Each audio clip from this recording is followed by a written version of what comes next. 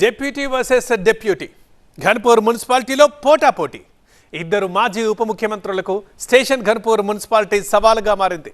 నిత్యం వార్తల్లో నిలిచే ఆ సీనియర్ నాయకులు ఘన్పూర్ గడ్డపై ఎవరికి వారే తమ తడాఖా చూపిస్తామంటున్నారు. మరింతకీ ఘన్పూర్ గడ్డ ఎవరి అడ్డా? కడియం శ్రీహరి, తాటికొండ రాజయ్య సుదీర్ఘ రాజకీయ విరోధులు. పరస్పర విమర్శలతో నిత్యం వార్తల్లో నిలిచే ఈ ఇద్దరు మాజీ ఉప ముఖ్యమంత్రులు ఇప్పుడు మున్సిపల్ ఎన్నికల వేళ మళ్లీ హాట్ టాపిక్ అయ్యారు. స్టేషన్ ఘన్పూర్ గడ్డ మా అడ్డా అని నిరూపించుకునేందుకు పావులు కదుపుతున్నారు ఈ ఇద్దరు నేతలు.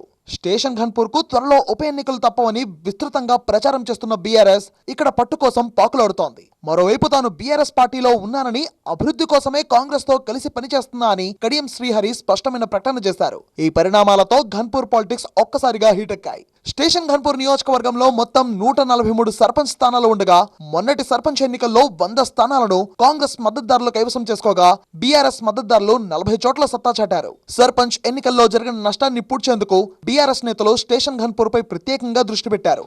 ఎమ్మెల్సీ పోచంపల్లి శ్రీనివాసరెడ్డిని స్టేషన్ ఘన్పూర్ మున్సిపాలిటీ ఇన్ఛార్జ్ గా నియమించారు.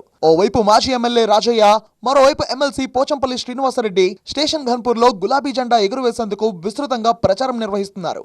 అభ్యర్థుల ఎంపికలో కూడా ఆచితూచి వ్యవహరిస్తున్నారు. ఎట్టి పరిస్థితుల్లోనూ కడియం శ్రీహరికి షాక్ ఇవ్వాలనే టార్గెట్ తో ఉంది బీఆర్ఎస్. సర్పంచ్ ఎన్నికల్లో అత్యధిక స్థానాలు సాధించిన ఉత్సాహంతో ఉన్న ఎమ్మెల్యే కడియం శ్రీహరి ఖచ్చితంగా స్టేషన్ ఘన్పూర్ మున్సిపాలిటీపై కాంగ్రెస్ జెండా ఎగురవేస్తానని ధీమాతో ఉన్నారు. తాను కారు గుర్తుపై గెలిచినప్పటికీ కాంగ్రెస్ తో కలిసి అభివృద్ధి కోసం నడుస్తున్నా అని ప్రకటించిన కడియం శ్రీహరి ఎక్కడా చిక్కుల్లో చిక్కకుండా ప్రచారం నిర్వహిస్తున్నారు.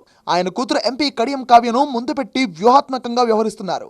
ఈ ఇద్దరు మాజీ ఉప ముఖ్యమంత్రుల ఆధిపత్య పోరు నేపథ్యంలో స్టేషన్ ఘన్పూర్ ఎవరి అడ్డా కాబోతుంది, స్టేషన్ ఘన్పూర్ మున్సిపాలిటీపై ఏ పార్టీ జెండా ఎగరబోతుంది అనేది హాట్ చర్చగా మారింది.